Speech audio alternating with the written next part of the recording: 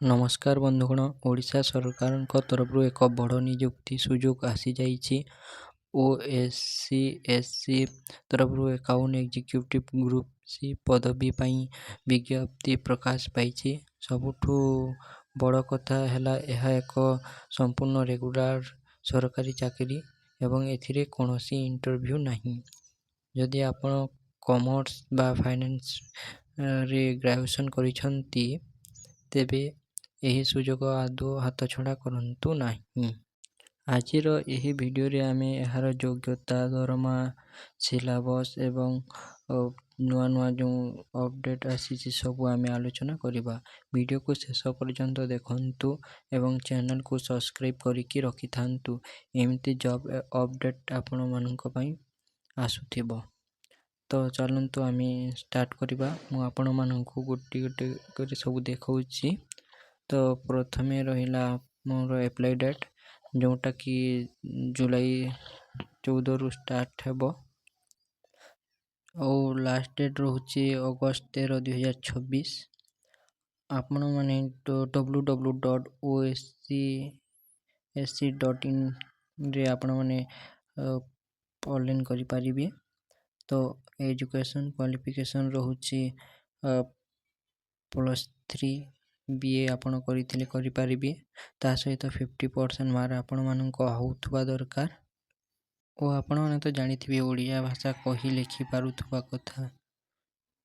ତ ଏଜ୍ ରହୁଛି 21ରୁ 42 ବର୍ଷ ପର୍ଯ୍ୟନ୍ତ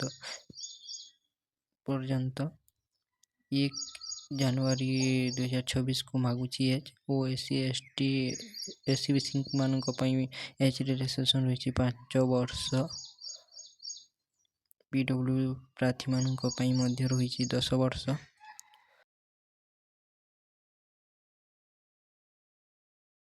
ସିଲେକ୍ସନ୍ ମୋଡ଼୍ ଆପଣମାନଙ୍କ କମ୍ପ୍ୟୁଟର ବେସ୍ରେ ହେବ, ଯେଉଁଟାକୁ CBT କୁହାଯାଏ। 120 ମାର୍କର ଏକ୍ଜାମ୍ ରହିବ। 2 ଘଣ୍ଟା ଆପଣଙ୍କୁ ସମୟ ମିଳିବ। ସମସ୍ତ ପ୍ରାର୍ଥୀମାନେ ସ୍ୟାଲେରୀର ଆଶା କରିଥାନ୍ତି। ତ ଏଥିରେ 29,000ରୁ 92,000 ପର୍ଯ୍ୟନ୍ତ ଆପଣମାନେ ସ୍ୟାଲେରୀ ପାଇପାରିବେ। ମୁଁ ଆପଣମାନଙ୍କୁ PDFରେ ମଧ୍ୟ ଦେଖାଇ ଦେଉଛି କ'ଣ ନୋଟିସ୍ ଆସିଛି।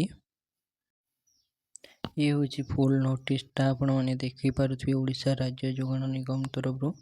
ଏଠାରେ ପୋଷ୍ଟ ମାନେ ଅଛି। ତ UR ପାଇଁ 22ଟି ପୋଷ୍ଟ ରହୁଛି।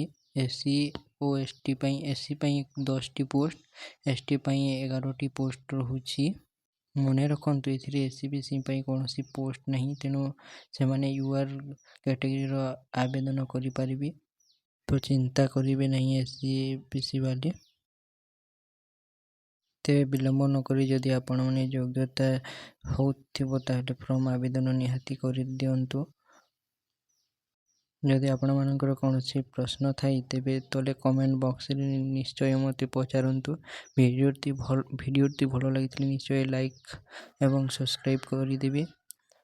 ରହିଲି, ଧନ୍ୟବାଦ। ଜୟ ଜଗନ୍ନାଥ।